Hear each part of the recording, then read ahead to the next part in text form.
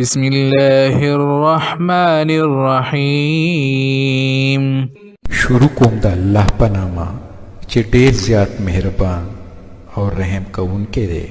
لإيلاف قريش إيلافهم رحلة الشتاء والصيف. څنګه چې قریش مینه ناک شول، یعنی د جمی او د اوړي سفر سره مینه ناک. فليعبدوا رب هذا البيت. نو هغو ته پکار ده چې د دې کور د رب عبادت وکړي.